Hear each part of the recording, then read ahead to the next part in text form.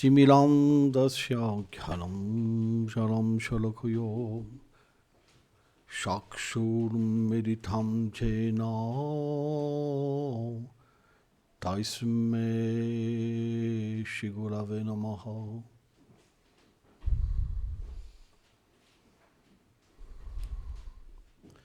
Shri Chaitanya manubhistam stapitam jena bhutale Swayam rupa kadamayam dharati Swantikam. Hey Krishna Karuna Sindhu Nilabandhu Jagatpate Gopesha Gopeka Kanta Radhakanta Namostute.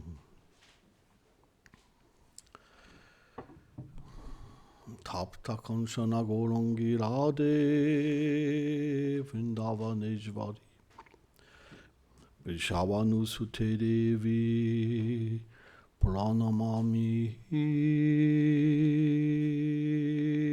Hari Priye. Jai Shri Krishna Chaitanya Prabhu Nityananda Shri Advaita Gadadara Srivasadi Gaur Bhaktavinda.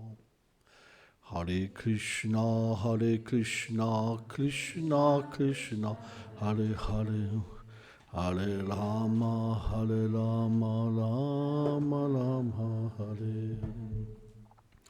Namam Vishnu Padaya Krishna Prestaya Bhutale Shrimate Bhakti Vedanta Swami Nitidamine Namaste Sarasvati Deve Kaulavani Pracharine Nilveshe Shasunyavadi Prachachadi Shataride.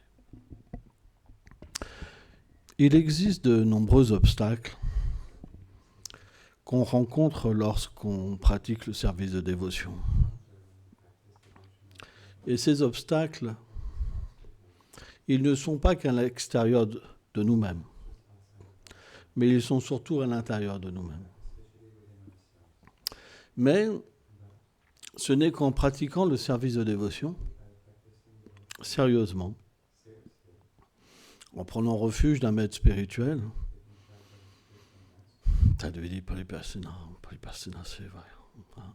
et en suivant ses instructions, qu'on peut comprendre cette vérité. Parce que lorsque Krishna réciproque avec le fait qu'on suive les instructions d'un pur dévot, alors l'être vivant, il peut voir apparaître cette réalité de cette relation avec Krishna. Sans ça, c'est pas possible. Et à ce moment-là, il voit une dualité en lui. Ses désirs matériels. Sans ça, c'est pas possible. Parce que lorsqu'on ne peut pas ressentir Krishna et notre vérité, on ne peut pas voir cette tâche qui est là en nous et qui est incompatible avec cette relation. Ce n'est pas possible. C'est pourquoi, lorsqu'on parle d'obstacles, on parle de désirs qui n'ont rien à voir avec notre réalité éternelle. Mais puisque notre réalité éternelle, elle ne s'est pas éveillée, nos désirs sont plus forts. Et c'est ce qui nous empêche, en fait, de nous connecter et nous abandonner. C'est impossible. C'est trop fort. Même si on sait qu'on va souffrir, on va quand même faire un acte qui est interdit. Ou désirer quelque chose qui va nous faire souffrir. Parce que les désirs sont là. Et pourquoi ils sont là ? Ils sont dus à une cause antérieure. Les réactions de nos actes passés apparaissent sous la forme de désir dans nos cœurs. Quand le désir apparaît, naturellement, on l'observe. Il est là. Et on va l'accepter. Et à partir de là, on va agir. Et on est emporté vers une autre réaction. Donc, c'est quelque chose qui est compliqué de s'abandonner. Parce qu'on peut s'abandonner quand on comprend notre réalité.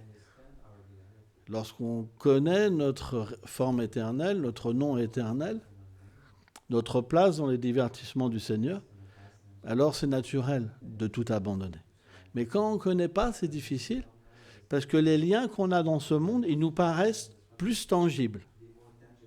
Et pourtant, au moment de la mort, tout sera balayé. Mais pourtant, par l'illusion matérielle, ils nous paraissent plus tangibles que notre réalité éternelle. Ça, c'est l'effet de Maya.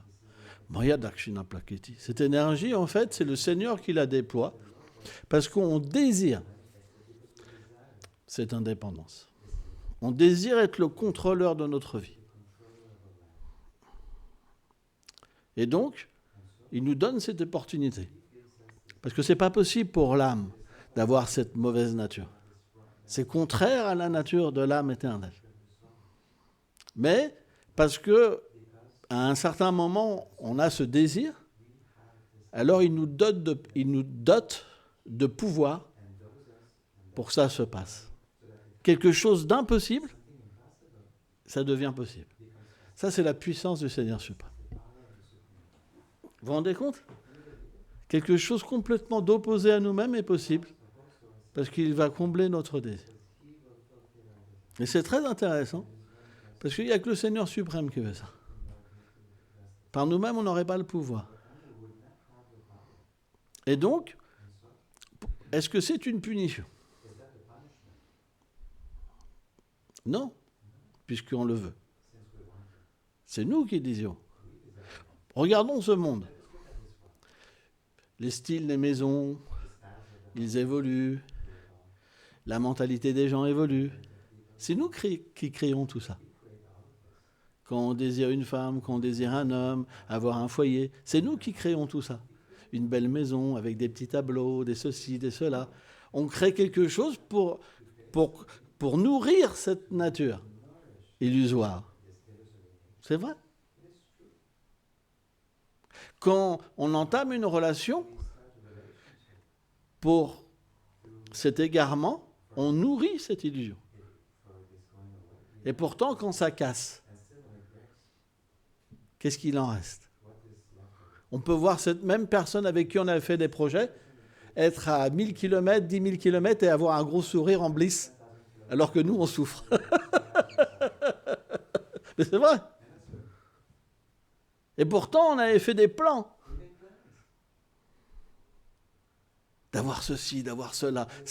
En fait, dès que cette illusion apparaît, tous les désirs apparaissent. C'est très puissant. Ça nous emporte. Très, très puissant. Mais de la même manière, lorsqu'on pratique sincèrement, alors à un certain moment, on voit les désirs spirituels apparaître. Et on est emporté. Et c'est très fort. Krishna explique que celui qui s'abandonne à lui, dans tous les aspects de son existence, il comble ses manques et il le soutient. Et qu'est-ce que ça veut dire ? Ça veut dire qu'on peut être avec Krishna dans les moindres détails de notre vie. Et c'est très spécial. Parce que quand on comprend ça, on peut prendre un objet et être avec lui. On peut parler et être avec lui. On peut relationner avec un enfant et être avec lui. On peut prendre un vélo et être avec lui. On peut prendre une moto et être avec lui. Dans chaque instant, dans chaque particule de notre être. Et alors, la félicité, l'amour de Dieu commence à apparaître parce que cette relation va amener une transformation intérieure qui va faire qu'on veut que lui. Parce qu'on trouve la joie avec lui à travers tout. Tout devient décuplé et merveilleux.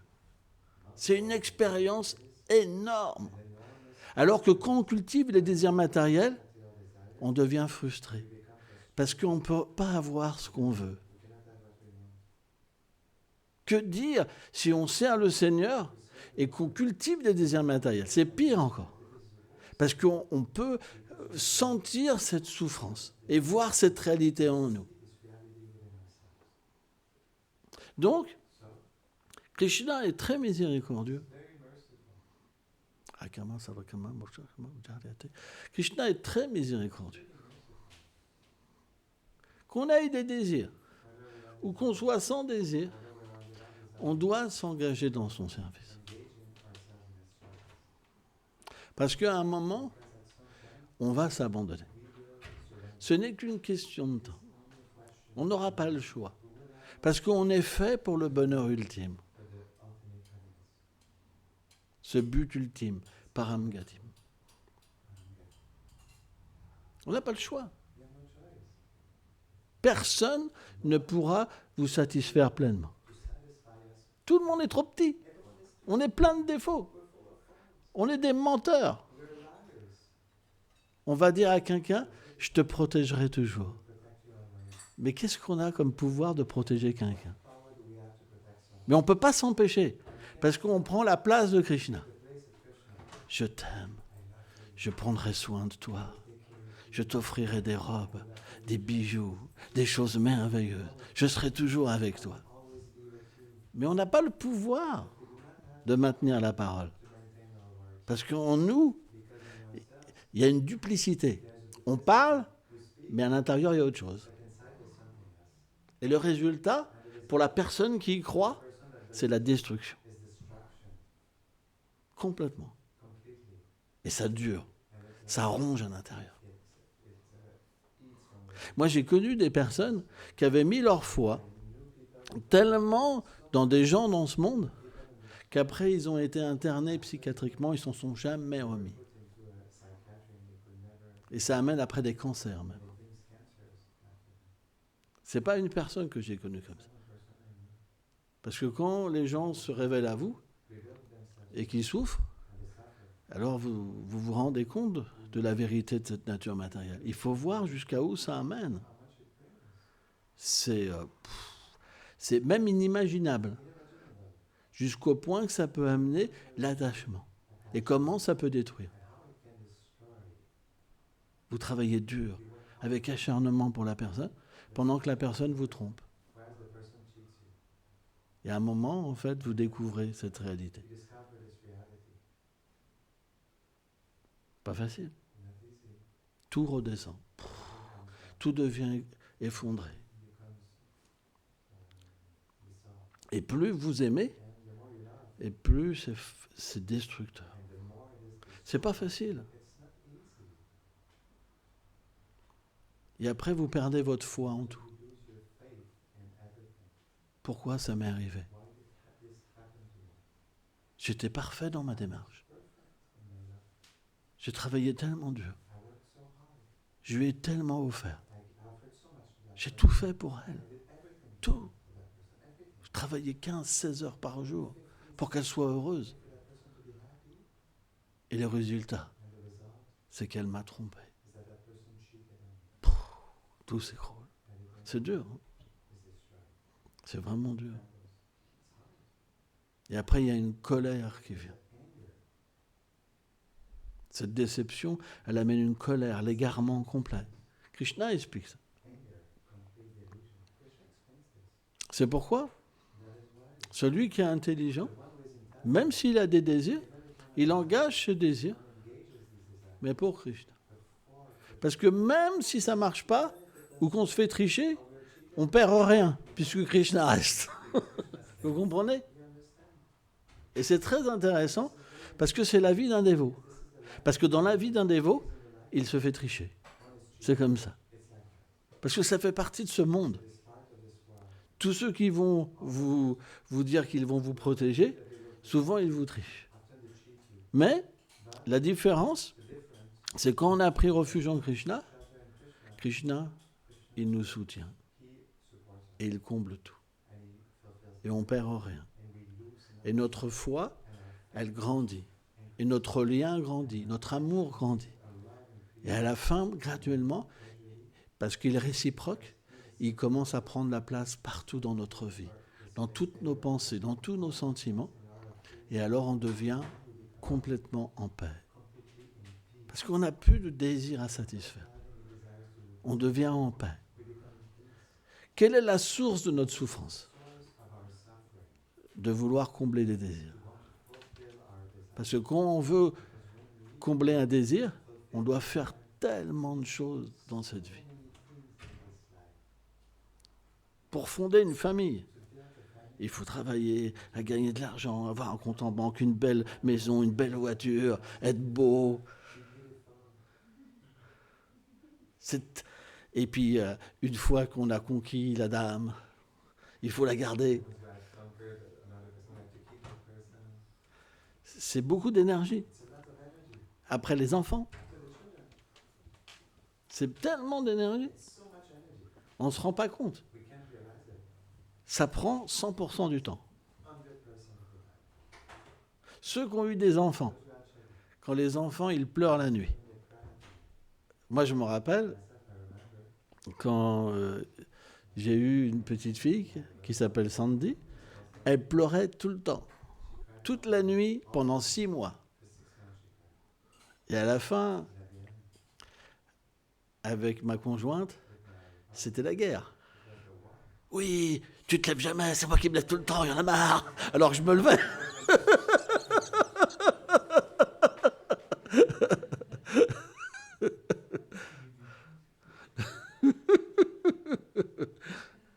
Et tout devenait comme un cauchemar, quoi. Parce que ça imprégnait tout, quoi. C'était... Puis c'est pas la faute de l'enfant. Il faut bien que ça retombe sur quelqu'un.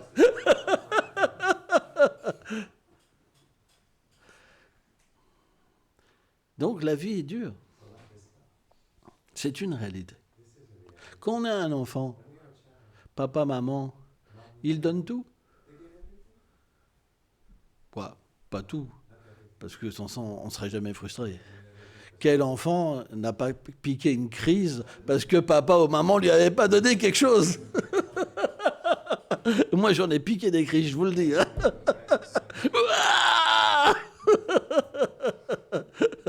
Mais, quand on dépend du père et de la mère, c'est une vie facile.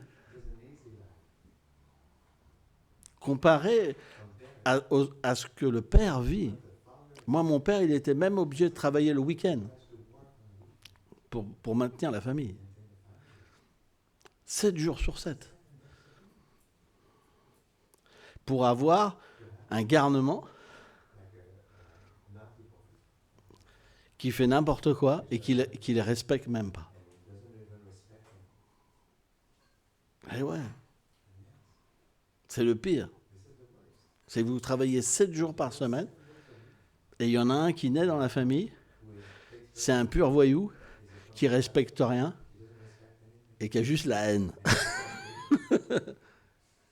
Aucun respect. Même pas un mot de gentillesse.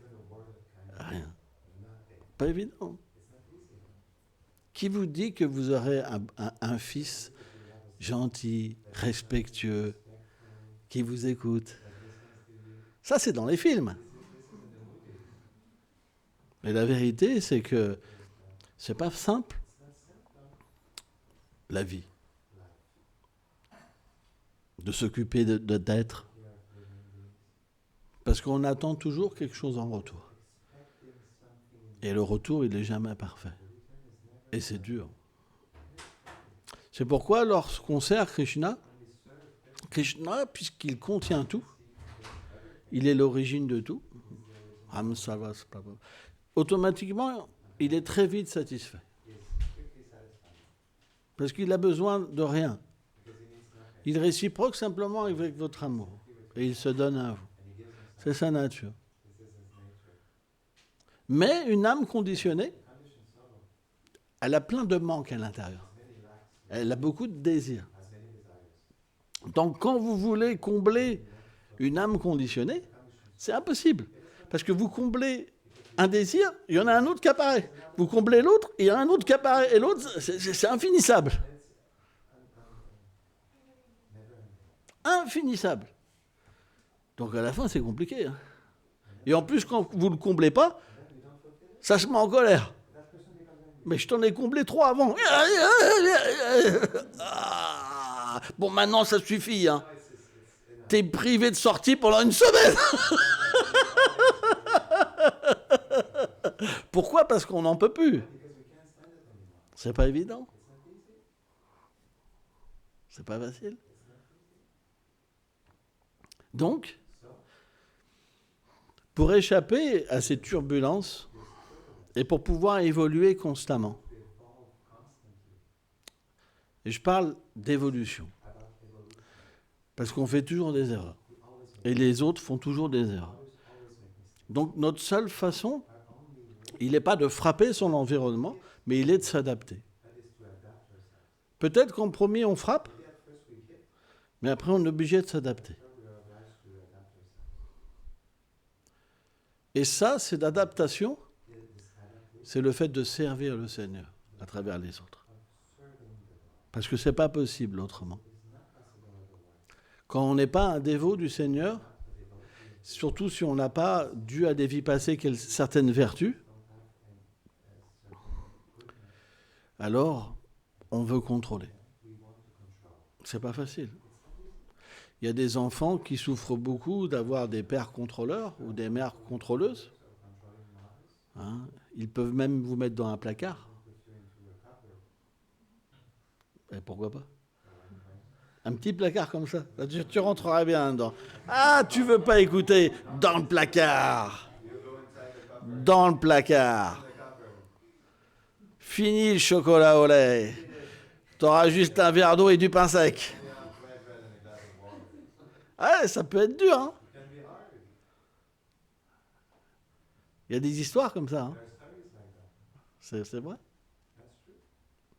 Et bien sûr, on peut être moins contrôleur, mais plus on a de vertu, plus on ressent la souffrance des autres.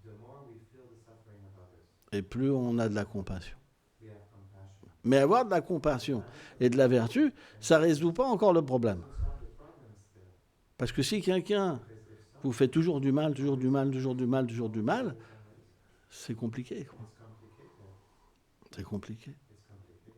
Donc parfois, on arrive dans des situations où c'est complètement incompatible.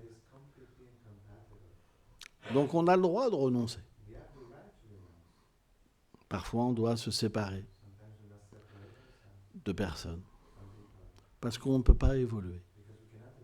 Alors la séparation, c'est pas forcément je veux plus te voir. Mais ça peut être un enfant, bah écoute, ça serait bien que tu prennes un petit appart maintenant. Et puis finalement, lorsqu'on se retrouve de nouveau dans une situation plus favorable, alors on peut évoluer de nouveau. Eh bien, la vie spirituelle, c'est la même chose. Lorsqu'on n'a pas de connexion avec le Seigneur suprême dans son cœur et qu'on n'est pas dédié à son service, alors dédié, ça ne veut pas dire d'avoir un habit, de vivre dans un endroit. Dédié, ça veut dire agir avec dévotion et amour. Hein? C'est quelque chose qui est important de comprendre. C'est pas simplement de vivre dans un temple, hein, parce qu'il y en a qui vivent dans le temple et qui font tout autre chose que servir le Seigneur suprême. Hein. C'est possible aussi. Ou alors d'agir sans dévotion, simplement pour avoir du pouvoir. Tout est possible, tout existe. Il n'y aurait jamais de déviation religieuse. Tout serait parfait. D'où viennent ces déviations religieuses? D'un manque de connexion intérieure. Et quand la connexion n'est pas parfaite, ou quand elle n'est pas assez puissante, on ne peut jamais s'en remettre en question. Comment on s'en remet en question? Quand on sent qu'on nous observe. Alors, tu agis mal et tu ne vas rien faire. Si. Et on demande pardon. On change de vie. De plus en plus. De plus en plus. Et on voit que par cette capacité de ressentir un lien, notre nature change. On ne pourrait pas changer sans ça. Donc, le service de dévotion, c'est quelque chose qui marche. Mais pour ça, il faut la foi, la patience et la constance. C'est super important. Parce que sans ça, à un moment, vous perdez votre foi. Et vous commencez à penser en secret. Je dis bien en secret. Hein. Extérieurement, il n'y a rien qui paraît. Mais en secret, vous pensez, qu'est-ce que je fais là? Est-ce que j'ai fait le bon choix? Pourtant, ça peut faire 30 ans que vous êtes là. À n'importe quel moment, ça peut se passer. Pourquoi? Parce qu'au lieu de cultiver le fait de satisfaire le Seigneur, vous commencez à cultiver votre propre satisfaction. Et ça se fait d'une manière très subtile. Tout le monde se fait avoir un moment. C'est comme ça. Au début, on est très fervent. On se donne, on est très humble. Oh, on voit tout comme supérieur. Et graduellement, il y a le faux ego qui commence à te dire, t'es super. Regarde, lui. Il est moins bien. Et elle, là-bas, elle est vraiment moins bien. Et lui, là-bas, hein, il se prend pour un saint. C'est toi le saint. Et alors, qu'est-ce qui se passe? C'est pas faux. C'est vraiment pas faux. Pour qui ils se prennent tout cela? C'est moi qui est super. Mais extérieurement, on ne fait rien voir. Alors ça, c'est une façon grossière. Mais une autre façon, c'est que on apprend par exemple que la mauvaise association, c'est ce qui va détruire notre conscience. Et c'est vrai, ça marche, hein, je peux vous le dire. Moi, j'en ai payé le prix dans cette vie. Quand on s'associe avec des gens mauvais, on devient vraiment mauvais. Et pourtant, on n'est pas né avec cette nature-là. Et bien, de la même manière, graduellement, parce que tout se fait dans notre petit coin. Quand on est tout seul, dans notre petite chambre, et ben, on va se diluer. Et c'est difficile de lutter contre ça, parce qu'on cherche le plaisir. Si on ne le trouve pas avec Krishna, on le trouvera avec Maya. Mais on est obligé d'aller vers le plaisir. Et donc, quand ce plaisir, on le cultive avec l'énergie matérielle, et bien naturellement, à un moment, on ne se sent plus bien avec l'énergie interne, l'énergie de dévotion. Et c'est là qu'on va balancer à l'intérieur de nous-mêmes. Et on va commencer à penser, qu'est-ce que je fais là? On va commencer à douter, à perdre le goût pour être avec les dévots, pour chanter, pour adorer. Parce que comme tout n'est pas parfait, parce que chacun a ses problèmes, eh ben on va commencer à plus voir cette réalité, que c'est à travers le service du Seigneur qu'on rencontre le Seigneur suprême, même à travers les défauts des autres. Ça veut dire que tout devient parfait pour évoluer. Quelqu'un qui est colérique, eh ben, si on a une bonne attitude, on devient humble. Et par cette humilité, on va naturellement détrôner la personne colérique. Donc, dans une communauté, tout le monde a son importance. C'est très scientifique. Tout le monde a son importance. Tout le monde. Mais quand on cultive les désirs matériels, on ne ressent plus cette connexion avec le Seigneur qui nous fait progresser à travers tous les autres. Et on devient pourvu d'un ego matériel de nouveau, où on se sent déconnecté, où on regarde les autres plus à travers la dévotion. Et on commence à se dire, ouh là, mais ils ont tous des défauts, finalement, c'est pas génial. C'est-à-dire que tout l'élément de Krishna, son monde se retire. Et à un moment, on peut s'en aller. Ça se passe exactement comme ça. C'est pourquoi on doit faire attention. Chaitanya Mahaprabhu, Krishnas Kaviraj Goswami, dans Chaitanya Charitamrita, il parle du cœur comme un jardin. Et le dévot comme un jardinier.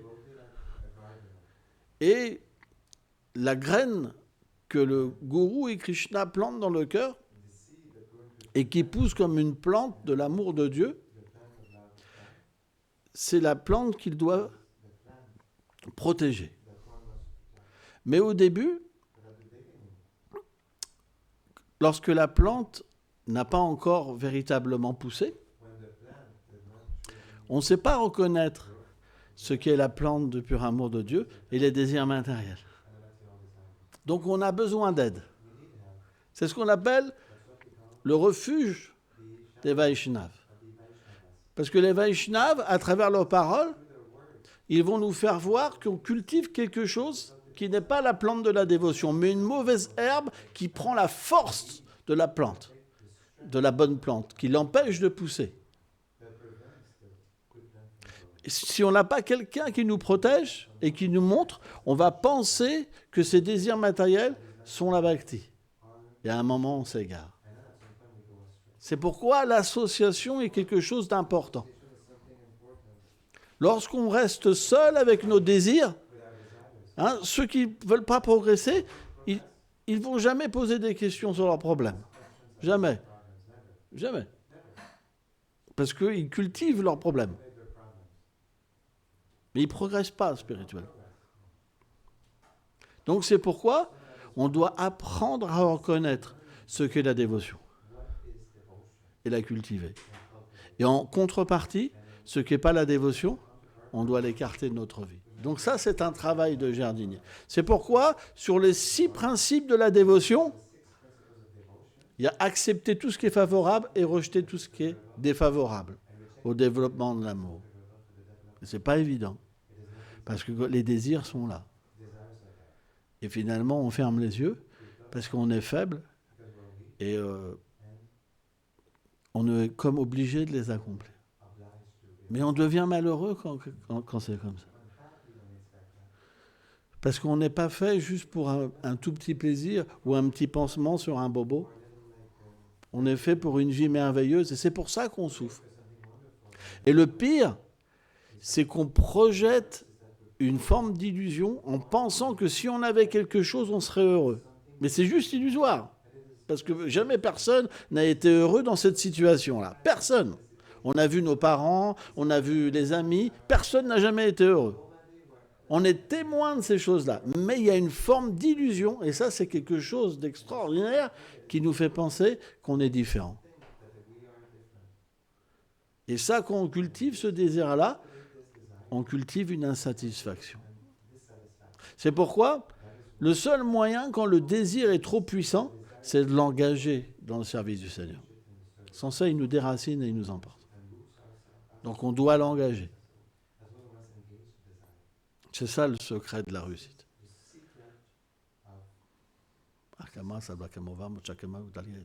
C'est ça le secret. C'est qu'on doit l'engager. Et une fois qu'on l'engage, on le purifie. Et à un moment, Krishna vient. Et ce désir, il devient quelque chose de spirituel. Il n'y a pas le choix. Mais il faut que ça soit fait selon certaines règles. Sans ça, ça va nous égarer. Et personne, à moins que dans une vie passée, il était déjà sans désir matériel, il peut accepter une vie pure. C'est pas possible. Tout le monde a des désirs. C'est pour ça qu'on doit les engager. Parce que si on ne les engage pas, on veut les refouler, par exemple. C'est pas moi, ça, c'est pas moi, ça, c'est pas moi, mais il est très fort. Il est très fort. Il n'y a que ça en résonance. Ah, c'est dur. Et puis dès qu'il y a quelque chose qui apparaît, qui résonne avec ce désir, boum, boum, boum, boum, c'est terrible. C'est très dur à vivre. C'est beaucoup de souffrance de réprimer les désirs. C'est pour ça qu'on doit apprendre à les engager si on est trop faible. Ainsi, le service de dévotion, il offre à chacun la possibilité d'évoluer. Il n'y a pas de limite. C'est ça la beauté du service de dévotion. Tout le monde peut trouver sa place. Il n'y a pas de plus haut ou de plus bas. Il y a simplement des personnes qui ont des dispositions différentes. Parce qu'une fois que cette disposition elle est engagée, la pureté vient. C'est juste question de temps. On prend l'exemple d'un feu. Vous mettez une barre de métal dans le feu. Et bien à un moment, la barre de métal, elle devient du feu. Et bien de la même manière, le temps que la connexion se fasse et que le métal devient du feu, ça prend un certain moment. Donc, on doit comprendre cette science du service de dévotion et comment faire de notre vie un succès dans cette situation présente. On ne va pas se couper la tête. Enlever les mains parce que ça ne va pas, les pieds. Vous comprenez ? C'est pas... Le problème, il n'est pas la situation qu'on a. Il faut simplement l'engager pour qu'elle change. Hein, c'est très important. Merci beaucoup.